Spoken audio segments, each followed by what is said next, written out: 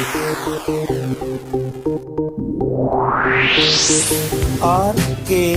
स्वागत है दोस्तों आपका एक बार फिर से हमारे YouTube चैनल RKB कैंफी वीडियोस में।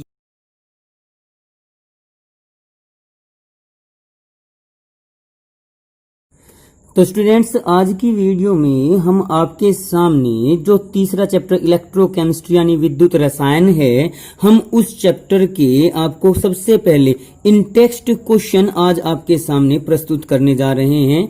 यानी जो पाठ्य निहित प्रश्न हैं उनको आज हम आपके सामने उनका सॉल्यूशन लेकर आए हैं।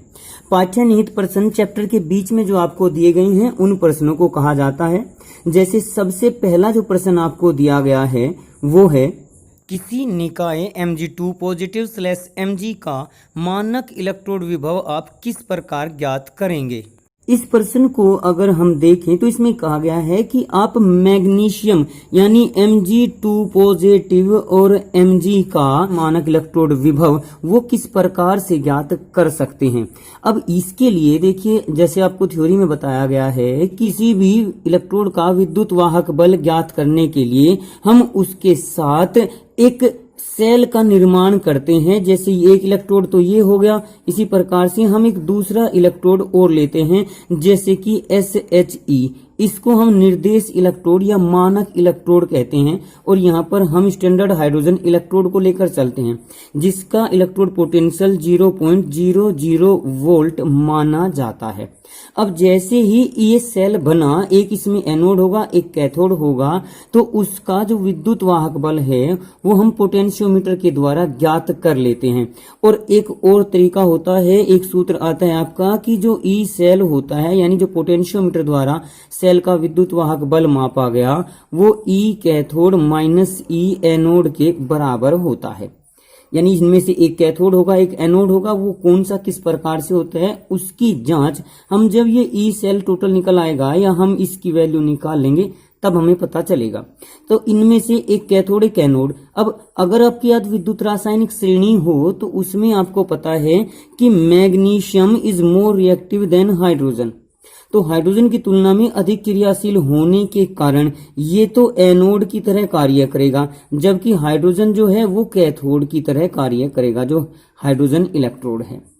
अब इसमें ये कैथोड की तरह कार्य करेगा, तो यानी ये EC की वैल्यू तो हो गई 0। अब EA की वैल्यू जो है वो या तो पोटेंशियोमीटर के द्वारा माप की जाती है प्रैक्टिकल के द्वारा, लेकिन अगर हम यहाँ पर देखें तो विद्युत रासायनिक श्रेणी में उसकी वैल्यू जो होती है ई कैथोड की तो आपकी हो गई 0.00, ई एनोड की वैल्यू है आपकी 2.36 वोल्ट।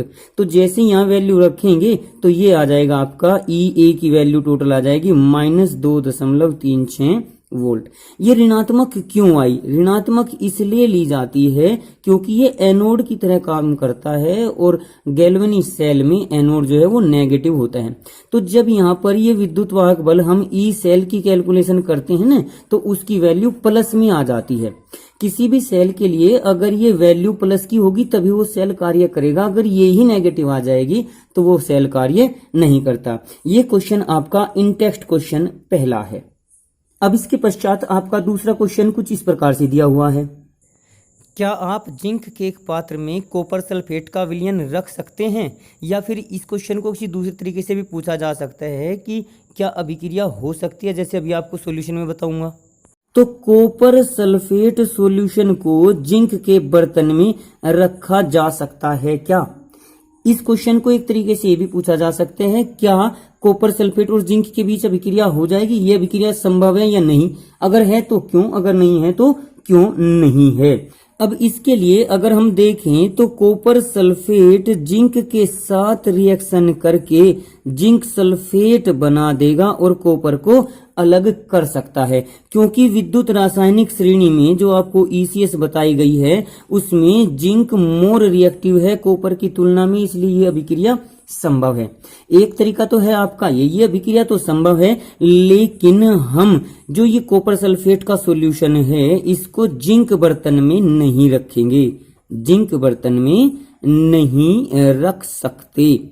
अब उसका कारण क्या बताया, क्योंकि जब ये कॉपर सल्फेट जिंक के बर्तन में रखा जाएगा तो ये जिंक अभिक्रिया करके उस कॉपर को अलग कर देगा, यानी जिंक का बर्तन धीरे धीरे धीरे धीरे रिड्यूस हो जाएगा, समाप्त हो जाएगा, वो संक्षारित हो जाएगा। तो इसलिए उसे हम जिंक के बर्तन में नहीं रख सकते।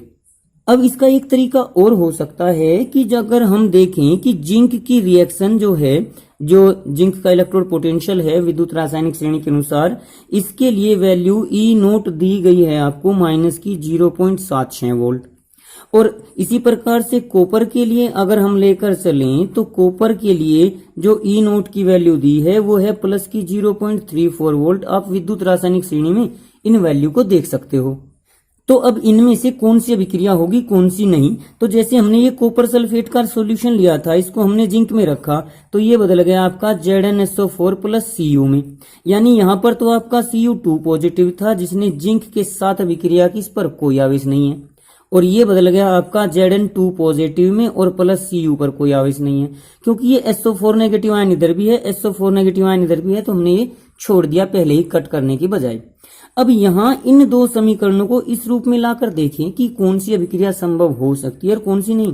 तो जैसे ये पहली इक्वेशन है हमारी और ये इसको ले लें दूसरी इक्वेशन, तो यहां ये जिंक, देखिए ये कॉपर 2 पॉजिटिव है, कॉपर 2 पॉजिटिव हमारी दूसरी इक्वेशन है, जबकि जिंक 2 पॉजिटिव पहली इक्वेशन में बाईं ओर है और जो फाइनल इक्वेशन है इसमें हमारा दाईं ओर। तो अगर हम सेकेंड इक्वेशन में से पहली को घटा लें या पहली इक्वेशन को पलट के लिख लें, तो इसको हम पलट के लिख रहे हैं, कुछ ऐसा हो जाएगा, Zn को इधर रखा तो Zn इक्वल टू ये हो जाएगा हमारा Zn2 पॉजिटिव प्लस 2 इलेक्ट्रॉन। अब जो ये ई नोट है हमारा, ई नोट ये हमारा माइनस की जगह से हो गया प्लस का 0.76 वोल्ट हो गया। इस कॉपर वाले को सेम टू सेम लिख लीजिए, Cu2 positive plus 2 electron equal to Cu। इसके लिए ई नोट हमारा सेम टू सेम आ जाएगा प्लस का 0.34 वोल्ट। अब अगर हम इस इक्वेशन को जोड़ देते हैं तो जोड़ने पर देखना Zn plus Cu2 positive, Zn plus Cu2 positive, 2 electron से 2 इलेक्ट्रॉन कैंसिल हो जाएंगे क्योंकि 2 बाईं ओर हैं, ये 2 दाईं ओर आएंगे, तो Zn2 पॉजिटिव प्लस Cu। अब इसको जोड़ दीजिए तो क्योंकि दोनों के दोनों प्लस के हैं तो जुड़कर आ जाएगा 1.10 वोल्ट, जो कि प्लस का आया, इसलिए ये अभिक्रिया संभव है। तो कभी भी अगर कोई अभिक्रिया इस प्रकार से दी गई हो जिसके लिए ई सेल का मान हमारा प्लस का आ जाए तो वो अभिक्रिया संभव होगी, और अगर ये वैल्यू नेगेटिव आ जाएगी तो ये अभिक्रिया संभव नहीं होगी। अगर हम इस अभिक्रिया को, जो ये पहली और दूसरी अभिक्रिया दी गई हैं, इसमें हम जिंक को न बदलकर कॉपर को बदल लें तो देख लेना वो वैल्यू आ जाएगी माइनस की 1.10, इसलिए ये अभिक्रिया संभव नहीं होगी। यानी कि इसको हम इस प्रकार से कुछ कह सकते हैं कि अगर हम जिंक सल्फेट के विलयन को कॉपर के बर्तन में रख दें तो अभिक्रिया नहीं होगी, यानी हम इसको कॉपर के बर्तन में रख सकते हैं। तो इस प्रकार से इस दूसरे क्वेश्चन को तो मैंने विस्तार पूर्वक आपको समझा दिया। थर्ड क्वेश्चन में कहा है कि मानक इलेक्ट्रोड विभव की तालिका यानी विद्युत रासायनिक श्रेणी का निरीक्षण करके 3 ऐसे पदार्थ बताइए जो अनुकूल परिस्थितियों में फेरस आयनों को ऑक्सीकृत कर सकते हैं।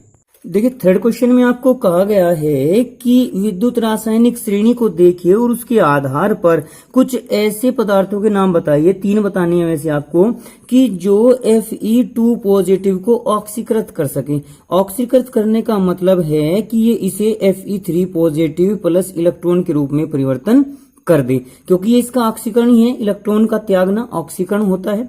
अब जो आपकी विद्युत रासायनिक श्रेणी दी हुई है वो इसके उल्टे रूप में दी हुई है, यानी उसमें दिखाया गया है कि इलेक्ट्रॉन ग्रहण करने के पश्चात जो अपचयन हो रहा है उस अपचयन के रेस्पेक्ट में आपका विद्युत रासायनिक श्रेणी में पदार्थों को दिया गया है, और उसमें इलेक्ट्रोड जो पोटेंशियल दिए गए हैं उनके इलेक्ट्रोड विभव वो इस अपचयन विभव के रूप में ही दिए गए हैं, अपचयन विभव के रूप में। तो जो आपकी सारणी दी गई है, तो आपकी जो विद्युत रासायनिक श्रेणी दी गई है वो कुछ इलेक्ट्रोड विभव के घटते या बढ़ते क्रम में दी गई होती है, जिसके आधार पर धातुओं की क्रियाशीलता को भी देखा जा सकता है। आपको जो मैंने वीडियो प्रस्तुत की थी विद्युत रासायनिक श्रेणी की, उसमें हमने इलेक्ट्रोड विभव के बढ़ते क्रम में लिया था, जबकि जो ये आपके सामने प्रस्तुत कर रहा हूं ये इलेक्ट्रोड विभव के घटते क्रम में दी गई है।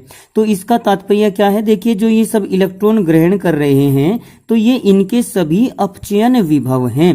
जिसका अपचयन विभव जितना अधिक पॉजिटिव, इसका मतलब है वो उतना ही कम क्रियाशील है, यानी उसकी ऑक्सीकरण क्षमता उतनी ही अधिक है, जबकि अपचयन क्षमता कम है। यहाँ आपका जो Fe3 पॉजिटिव दिया हुआ है, ये रहा Fe3 पॉजिटिव प्लस इलेक्ट्रॉन, इसको अगर हमें ऑक्सीकृत करना है Fe2 को Fe3 में, तो जाहिर सी बात है हमें इससे जो कम क्रियाशील पदार्थ हैं उनमें से कोई भी 3 ले लेने हैं। जैसे यहाँ पर आपका नाइट्रेट आयन है, ब्रोमीन है, MnO2 है, ऑक्सीजन है, डाइक्रोमेट है, क्लोरीन है, गोल्ड है। ये सभी तत्व जो हैं इस Fe3 पॉजिटिव की तुलना में अगर देखें तो कम क्रियाशील हैं, अतः ये Fe2 पॉजिटिव को Fe3 पॉजिटिव में परिवर्तित कर देंगे। इस अभिक्रिया को हम कुछ इस प्रकार भी समझ सकते हैं है कि जैसे ये Fe2 पॉजिटिव है, ये तो आपका इलेक्ट्रॉन त्यागेगा, जबकि अगर कोई Ag पॉजिटिव टाइप ले लिया जाए तो वो इलेक्ट्रॉन ग्रहण करके Ag में परिवर्तित हो जाएगा। या इसी जो सेकंड इक्वेशन है इसका अगर हम टोटल देख लें, इसका इलेक्ट्रोड विभव बना के देखें सेल का, तो वो पॉजिटिव आएगा। इसके तुलना में अगर हम क्लोरीन को देखें तो क्लोरीन भी इलेक्ट्रॉन ग्रहण करने की प्रवृत्ति रखता है और वो आसानी से Cl नेगेटिव बना देगा। यानी जब Fe2 पॉजिटिव इलेक्ट्रॉन त्यागेगा तो हमें कोई दूसरा ऐसा पदार्थ लेना होगा जो इलेक्ट्रॉन को ग्रहण करने की प्रवृत्ति रखता हो। यहाँ ब्रोमीन भी आपका लिया जा सकता है, ये Br नेगेटिव के रूप में बना देगा। तो यहाँ पर ऐसे 3 पदार्थ आपका ब्रोमीन हो गया, क्लोरीन हो गया, Ag पॉजिटिव हो गया, या आपका डाइक्रोमेट Cr2O7 2 नेगेटिव, ये सभी इसमें तो 3 पूछे थे, हमने आपको 4 बता दिए। ये चारों Fe2 पॉजिटिव को Fe3 पॉजिटिव में ऑक्सीकृत कर देंगे। पाठ्यनीति प्रश्न 3.4 में कि pH बराबर 10 के विलयन के संपर्क वाले हाइड्रोजन इलेक्ट्रोड के विभव का परिकलन कीजिए। देखिए 2 प्रकार के विभव होते हैं, एक तो केवल विभव किसी भी तापमान पर और एक मानक इलेक्ट्रोड विभव। यहाँ मैं आपको दोनों के बारे में जानकारी दूंगा। क्वेश्चन नंबर 4 में आपको कहा गया है कि जो SHE है उसके लिए यदि pH का मान आपका 10 हो तो स्टैंडर्ड इलेक्ट्रोड पोटेंशियल आपको ज्ञात करना है। जैसे हमने थ्योरी में आपको बताया है, इसका फॉर्मूला बता रखा है हमने आपको, E नोट इक्वल टू होता है 0.0591 upon n into log 1 upon H positive, और इस log 1 अपॉन H पॉजिटिव को ही हम pH भी लिख सकते हैं। तो डायरेक्ट फॉर्मूला हमारा होगा E0 equal to 0.0591 upon n into pH। इसके रेस्पेक्ट में हम इसको लिख सकते हैं। अब यहाँ देखिए जो हाइड्रोजन है हमारा H पॉजिटिव 1 इलेक्ट्रॉन ग्रहण करके हाइड्रोजन में परिवर्तित हो जाएगा। तो यहाँ पर n इक्वल टू कितना हुआ 1, नंबर ऑफ इलेक्ट्रॉन 1 है, 1 इलेक्ट्रॉन इसने गेन किया। तो यहाँ पर E नोट इक्वल टू हो जाएगा 0.0591 अपॉन 1 इंटू 10, जो कि आपका हो जाएगा 0.591 वोल्ट। ये मात्रक जरूर लिखें आप अगर न्यूमेरिकल करते हैं तो। यहाँ एक बात और मैं आपको बता दूं कि जो हमने थ्योरी में फॉर्मूला पढ़ा था एक्चुअल में वो था E equal to E naught minus 0.0591 upon n into pH के रेस्पेक्ट में था। चलिए यहाँ पर हम pH लिख लेते हैं। तो अगर स्टैंडर्ड इलेक्ट्रोड पोटेंशियल मेजर किया जाए तो E इक्वल टू 0 साम्य अवस्था पर सदैव E इक्वल टू 0 होगा, और इस E0 का मान जो होगा E नोट का मान वो पॉजिटिव आएगा। जैसे हमारा यहाँ पर 0.0591 आया है, ये पॉजिटिव आया है। और अगर कहता है कि किसी पर्टिकुलर टेम्परेचर आदि पर इसका इलेक्ट्रोड विभव ज्ञात करो, तो इलेक्ट्रोड विभव जो होगा वो आपका नेगेटिव आ जाएगा, क्योंकि यदि हम मानक इलेक्ट्रोड विभव देखते हैं जो स्टैंडर्ड है तो उसके लिए आपका 0.00 वोल्ट आता है। ये माना जाता है, जब इसको हम मानकर चलते हैं, लेकर चलते हैं मानकर, तो ये 0 आता है। तो यहाँ पर ये वैल्यू आपको कुछ बुक्स में पॉजिटिव भी मिल सकती है, क्योंकि क्वेश्चन के अकॉर्डिंग इसमें आपको कहा गया है कि हाइड्रोजन इलेक्ट्रोड का विभव ज्ञात कीजिए। यहाँ मैं मानक शब्द का प्रयोग करके इस वैल्यू को निकाल रहा हूँ। आज की वीडियो में बस आपके 4 ही क्वेश्चन हम लेकर चलते हैं, बाकी बचे हुए क्वेश्चन आपको नेक्स्ट वीडियो में प्रस्तुत किए जाएंगे। आज की वीडियो में बस इतना ही। अगली वीडियो प्राप्त करने के लिए हमारे चैनल को सब्सक्राइब करें, वीडियो को लाइक करें, और अगर वीडियो अच्छी लगे तो कमेंट्स करें और दोस्तों को भी शेयर करें।